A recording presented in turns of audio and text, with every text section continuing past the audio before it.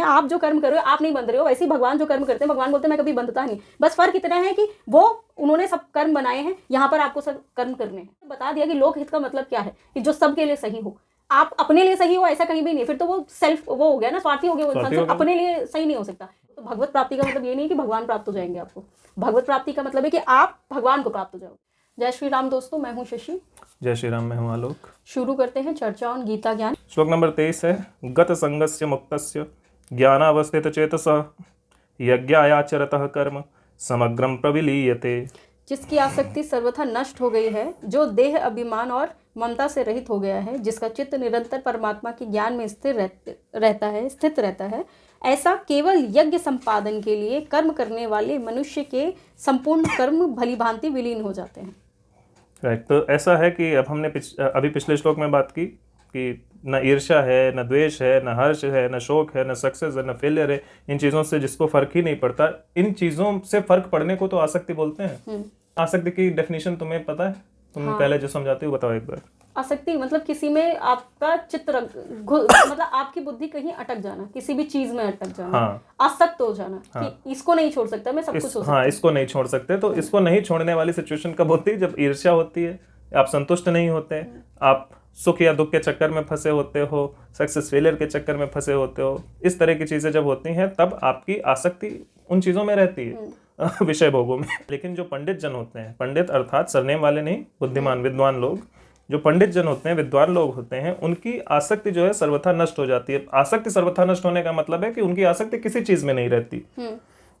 और जब आपकी आसक्ति किसी चीज में नहीं रहती है तो इसका मतलब है वो आपके अंदर देह अभिमान नहीं है, अर्थात आपके अंदर अहंकार नहीं है। जब तक अहंकार आपका खत्म नहीं होगा तब तक आपकी आसक्ति चीजों से नहीं मिट सकती, विषय भोगों से नहीं मिट सकती। और जब देहाभिमान खत्म हो जाता है अर्थात अहंकार खत्म हो जाता है तो आपको किसी चीज में ममता भी खत्म हो जाती है, अर्थात बहुत ज्यादा किसी चीज से लगाव जो होता है वो भी खत्म हो जाता है। उस कंडीशन में क्या होता है कि आपका चित्त निरंतर परमात्मा के ज्ञान में स्थित रहता है। मतलब आपको ये पता होता है कि क्या सही है क्या गलत है और आप उसी के बारे में हमेशा चिंतन करते रहते हो। चित्त जो अंतःकरण होता है वो होता है। तो जब आपके अंदर अहंकार नहीं होता, आपकी बाहरी चीज़ों में, विषय भोगों में आसक्ति खत्म हो जाती है, आपकी बाह्य चीज़ों में ममता या लगाव खत्म हो जाता है, तो फिर आपका जो अंतःकरण है, जो आपका चित्त है, वो सीधे परमात्मा में स्थित हो जाता है, परमात्मा के बारे में चिंतन करने लग जाता है। और परमात्मा के बारे में जब चिंतन करता है तो उसे सत्य का ज्ञान होने लग जाता है। जब आपको सत्य का ज्ञान होने लग जाता है तब आप यज्ञ संपादन के लिए कर्म करने लगते हो। अर्थात यज्ञ संपादन का मतलब है कि जिस पर्टिकुलर टारगेट के लिए भगवान ने मनुष्य को भेजा है, मनुष्य का धर्म करने के लिए भेजा है, सृष्टि कल्याण के लिए मनुष्य को भेजा गया है, लोक हित के लिए भेजा गया है। तो जब आपको धर्म ईश्वर का ज्ञान हो जाता है तब आप सिर्फ लोकहित करते हो। आप अपने बारे में कब तक सोचते हो? जब तक आपके अंदर ज्ञान की कमी होती है, तब तक ही आप अपने बारे में सोचते हो, अरे मेरे को तो घर चाहिए, गाड़ी चाहिए, बंगला चाहिए, ये चाहिए, वो चाहिए। लेकिन जिस दिन आपको ईश्वर का ज्ञान हो जाता है, सत्य का ज्ञान हो जाता है, उस दिन आपके अंदर अपने लिए काम करने की इच्छा खत्म हो जाती है और आपको ये समझ आ जाता है कि मुझे सत्य के लिए काम करना है, मुझे धर्म के लिए काम करना है, मुझे सृष्टि के कल्याण के लिए कार्य करना है। और जब आप इस तरीके से कार्य करने लग जाते हो तो आपके जितने भी कर्म हैं, आप कर तो रहे हो लेकिन वो सारे कर्म ईश्वर में ही विलीन हो जाते हैं। उन कर्मों का फल या अच्छा फल या बुरा फल कुछ आपको नहीं मिलता, आप उन सब चीज़ों से मुक्त हो जाते हो। इसका मतलब क्या है कि आप मृत्यु से पहले ही मुक्त हो चुके होते हो। कर्म आप कर रहे होते हो लेकिन बंधन में हो नहीं। आप जो कर्म कर रहे हो उसका फल अच्छा बुरा होगा इस बारे में आपको सोचना नहीं, क्योंकि वो फल जो है वो पहले ही खत्म हो गया। आगे जो होगा वो अपने हिसाब से होगा, भगवान की इच्छा से होगा, और जो भगवान की इच्छा से होगा वो हमेशा परफेक्ट ही होगा। कुछ और? ये जो श्लोक नंबर 23 है, इसमें भगवान ने जो बोला है ना, जो देह अभिमान और ममता से रहित हो गया है, इसका छोटा सा एग्जाम्पल ये है, देह मतलब मैं और ममता जो है मेरा, जो मैं और मेरा से मुक्त हो गया है, उसके बारे में भगवान ने बोला कि ना उसको अपना वो है कि मैं कुछ हूँ और ना ही मेरा कुछ है। तो यहाँ से जब आप इससे मुक्त हो जाते हो तो ऑब्वियसली आपको एक तरीके से जिसको लोग बोलते हैं कि भगवत प्राप्ति करनी है हमको, तो भगवत प्राप्ति का मतलब ये नहीं है कि भगवान प्राप्त हो जाएंगे आपको। भगवत प्राप्ति का मतलब है कि आप भगवान को प्राप्त हो जाओगे। आपका जो ये शरीर है जो आपको इससे दिख रहा है और आपकी आत्मा है, वो ऐसे कनेक्ट होगी कि आप खुद के अंदर भगवान को फील करने लगोगे। तो उसी के लक्षण भी भगवान ने यहाँ पर बताएं। जो देह अभिमान से मुक्त है, जो मैं और मेरा से मुक्त हो गया है, तो भगवान क्या बोलते हैं, मैं कर्म करता हुआ भी कर्म में नहीं बनता, मैं लिप्त नहीं होता कर्मों में, इसीलिए मुझे कर्ता मत जानो, मैं अकर्ता हूँ। वैसे ही जब ये सारी चीजें एक इंसान के अंदर आ जाती हैं तो क्योंकि वो कर्म बंधन से मुक्त हो गया, भगवान क्या बोलते हैं, मैं कर्म बंधन से मुक्त हूँ क्योंकि मैं लिप्त नहीं होता, आसक्त नहीं होता। तो यहाँ पर भी तो ये जो पंडित जन है, इनकी बातों में भी तो भगवान यही बोल रहे हैं कि वो सर्वथा हमें ये जो क्या बोलते हैं, देह अभिमान से मुक्त हो गया, आसक्ति से मुक्त हो गया है, किसी में लिप्त नहीं होता है, द्वेष राग उसके अंदर नहीं है। तो आप देखो ना, ये सारे लक्षण तो भगवान के ही दिखा रहे हैं वो। तो इसका मतलब है कि आपके अंदर ही भगवत जो भगवान है उन्होंने प्रवेश कर लिया है। यहाँ पर भगवत प्राप्ति आपको हो गई है, और ये एक तरीके से भगवत प्राप्त मनुष्य के लक्षण है। बिल्कुल, क्योंकि यहाँ पर आप में और भगवान में कोई अंतर नहीं है। आप जो कर्म कर रहे हो आप नहीं बंध रहे हो, वैसे ही भगवान जो कर्म करते हैं, भगवान बोलते हैं मैं कभी बंधता नहीं। बस फर्क इतना है कि वो उन्होंने सब कर्म बनाए हैं, यहाँ पर आपको सब कर्म करने हैं, इतना डिफरेंस है और कुछ नहीं। बस। तो ये जो लोग ये सोचते हैं कि भगवत प्राप्ति का मतलब ये होता है कि भगवान को हम जप के माध्यम से, सिर्फ भक्ति के माध्यम से प्राप्त करेंगे, नहीं, आप कर्म करके भी भगवान को प्राप्त कर सकते हो। लोकहित के लिए कर्म करो, धर्म के लिए आप कर्म करो, कर्मों में लिप्त मत हो, आसक्त मत हो, किसी से द्वेष मत रखो, किसी से ईर्ष्या मत रखो, किसी में लगाव, मैं और मेरा का जो भाव है वो खत्म कर दो, हो गए आप जीते जी आप भगवत प्राप्ति कर लोगे। बिल्कुल, और बिना संन्यास लिए घर के अंदर आप कर सकते हो। खाली आपको धर्म संगत अवस्था होती है, सन्यासी का वेश नहीं होता, और धर्म संगत कार्य करना है, बस आपको इतना ही है कि आप धर्म के अनुसार कार्य करो। लेकिन आप अगर धर्म के अनुसार बोल के रिलीजन के अनुसार कर रहे हो तो फिर नहीं होगा। एग्जैक्टली। और भगवान खुद बोलते हैं कि मैं धर्म के लिए, धर्म की स्थापना के लिए प्रकट होता हूँ। तो भगवान का उद्देश्य, जब भगवान का ही धर्म है, मतलब भगवान का ही कर्म है धर्म स्थापित करने का, तो अगर मनुष्य धर्म स्थापित कर रहे हैं तो वो भी, मैं नहीं बोल रही कि वो भगवान बन जाएगा, लेकिन उसके अंदर ऑटोमेटिकली भगवान प्रवेश कर जाएंगे, जो कि पिछले श्लोक में भगवान ने बोला है कि जो मुझे जैसे भजता है मैं भी उसको वैसे ही भजता हूँ, है कि नहीं। तो अगर हम धर्म के बारे में सोचेंगे, सब कुछ धर्म धर्म धर्म करेंगे, लोकहित के बारे में सोचेंगे, तो भगवान जिस तरीके से हम उनको याद करेंगे उस तरीके से ही तो वो हमारे शरीर में प्रवेश करेंगे ना। तो आप भगवान को धर्म के हिसाब से याद करो, क्योंकि भगवान तो धर्म ही है, तो आपके अंदर में भगवत प्राप्ति ऑटोमेटिकली हो जाएगी, और आपको ये बताने की जरूरत नहीं पड़ेगी तब कि मुझे भगवत प्राप्ति हो गई है। क्योंकि भगवत प्राप्ति का मतलब साक्षात्कार करना नहीं होता है, बाहर से दर्शन करना, प्रदर्शन करना नहीं है, अंदर दर्शन करना है। बताओ। भगवत प्राप्ति जो अभी तुमने बोला ना कि भगवान तुम्हारे अंदर प्रवेश कर जाएंगे, और भगवत प्राप्ति का मतलब साक्षात्कार करना नहीं है। हाँ। एक्चुअली भगवत प्राप्ति का मतलब सच में साक्षात्कार करना नहीं, मतलब अगर मुझे अगर भगवत प्राप्ति होती है तो भगवान मेरे सामने धनुष बाण लेके खड़े होंगे या चक्र लेके खड़े होंगे, ऐसा नहीं होगा। Exactly. तुम जो हो, तुम्हें मेरे सामने खड़े होके भगवत साक्षात्कार होगा, मुझ में तुम्हें भगवान दिखेगा।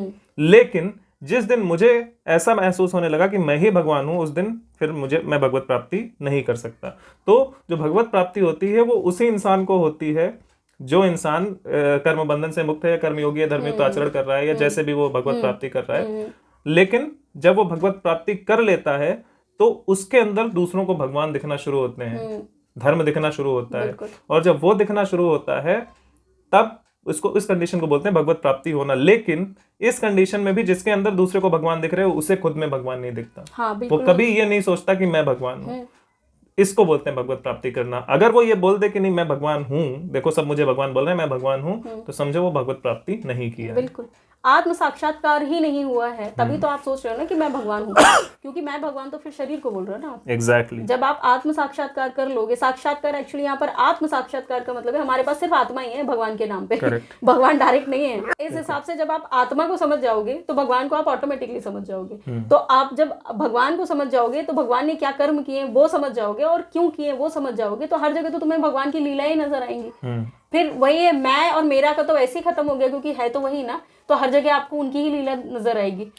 लेकिन वो यहाँ पर भी अब ये बोले कि नहीं हर जगह उन्हीं की लीला है तो फिर वो कर्म नहीं करेगा। नहीं, जहाँ गलत कर रहे हैं उनको ये भी समझ आएगा कि भगवान यहाँ मुझे बोल रहे हैं कि देखिए गलत कर रहे हैं, चल अब यहाँ हो रहा है गलत, तो मुझे यहाँ पर क्योंकि धर्म करना है, मुझे धर्म का कर्म करना है, तो मुझे उसको मिटाना भी भगवान मुझे इसका भी वो दे रहे हैं कि देख ऐसे ऐसे तरीके से अधर्म होता है, अब तुझे इन केसेस में क्या करना है वो तुझे डिसाइड करना है। राइट। तो इसका एक एग्जांपल और मेरे पास है, जो बोलते हैं ना सब में भगवान देखने का मतलब है फिर किसी को न मारना है न पीटना है, कुछ नहीं करना, बुराई को कुछ नहीं करना। इसका बहुत अच्छा एग्जांपल है। मैं जो हूँ, मेरा जो शरीर है, ये पूरा शरीर जो है वो पूरा शरीर एक शरीर है, राइट। तो इस शरीर की जिम्मेदारी क्या है कि अपने शरीर के जितनी पार्ट, शरीर के अंदर जितना कुछ भी है, हर चीज को प्रोटेक्ट करना, और यही करता है शरीर। अगर आपके कहीं कट जाए तो वो उसको ठीक करता है अपने आप, कोई बीमारी हो जाए तो अपने आप लड़ने लग जाता है। लेकिन क्यों लड़ रहा है वो? अगर शरीर के अंदर जो कुछ भी है वो सब कुछ शरीर है, तो फिर शरीर उस बीमारी से क्यों लड़ रहा है? अगर शरीर के अंदर कोई वायरस आ रहा है तो वो उससे क्यों लड़ रहा है? क्योंकि वो भी तो शरीर का पार्ट है। लेकिन वो क्यों लड़ रहा है? बाहर से अटैक कर रहे हैं ना, उसको खराब कर रहे हैं। हाँ एग्जैक्टली, क्यों? क्योंकि वो गंदगी है। तो अगर आपके समाज में, राइट, तो जब भगवान ने बोला कि सब में ईश्वर देखो, तो इसका मतलब ये नहीं कि आतंकवादी में ईश्वर देखना है। आपको ये समझना पड़ेगा कि वो वायरस है जो उस ईश्वर को, जो सब हर प्राणी में जो ईश्वर है, मतलब जितने प्राणी हैं वो सभी प्राणी ईश्वर की का शरीर है एक तरह से मानिए। तो उसके अंदर जो एक प्राणी है जो आतंक फैला रहा है, जो बलात्कार करने वाला है, या ऐसे बहुत सारे प्राणी, वो सारे वायरस हैं। अगर उनको खत्म नहीं करोगे तो वो इस पूरे शरीर को नष्ट कर देगा, इसका विनाश कर देगा। तो इसीलिए तो जब जिस प्रकार शरीर अपने अंदर जो गंदगी होती है उस गंदगी को खत्म करने की कोशिश करता है, जबकि वो भी शरीर का ही पार्ट है, उसी तरह से हमें भी हमारे आसपास सभी लोग ईश्वर हैं ये मान के चलना चाहिए। लेकिन जो आतंकवादी हैं, बलात्कारी हैं, इस तरह के जो बुरे लोग हैं, इनका अंत करने के लिए भी हमें युद्ध करना चाहिए। ये नहीं सोचना चाहिए कि ये तो सब भगवान ही है। नहीं, जो मनुष्य जाति जो मनुष्यों पे अत्याचार करे, तो फिर अगर हम उनको देखेंगे तो लोकहित कैसे होगा? ये भी तो है ना। पहले तो यही तो डेफिनेशन, फिर वो अपने आप को क्यों कॉन्ट्राडिक्ट करना है इंसानों को? ये दिक्कत लोगों में है कि वो अपने आप को ही वो करने। आपको जब बता दिया कि लोकहित का मतलब क्या है, कि जो सबके लिए सही हो, आप अपने लिए सही हो, ऐसा कहीं भी नहीं है। फिर तो वो सेल्फ वो हो गया ना, स्वार्थी हो गया वो इंसान, सिर्फ अपने लिए सही नहीं हो सकता।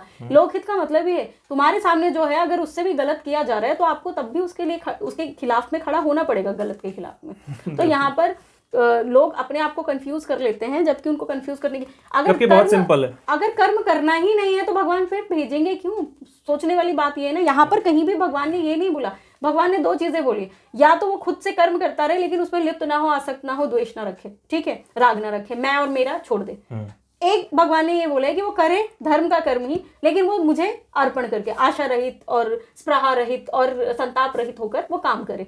तो दोनों ही केसेस में, चाहे आप भगवान को समर्पण करके काम करो, चाहे आप खुद से काम करो, लेकिन ये चीजें आपको ध्यान में रखकर ही काम करनी होगी, क्योंकि ये धर्म के ही अंदर के कर्तव्य सिखा रहे। धर्म कैसे करना है वो सिखाते हैं ये सारी चीजें। तो अगर ये सारी चीजें नहीं है तो भी आप धर्म के रास्ते पे हो ही नहीं ना। इसका सिंपल सा मतलब है, अगर आपको ये चीजें नहीं समझ आई हैं, अगर आपको किसी से लगाव है और इसीलिए आप दूसरे के अगेंस्ट में नहीं खड़े हो रहे हो, तो इसका मतलब है कि आपको अभी धर्म समझ नहीं आया है। Exactly, और अभी भी आप मैं और मेरा में लगे हुए हो।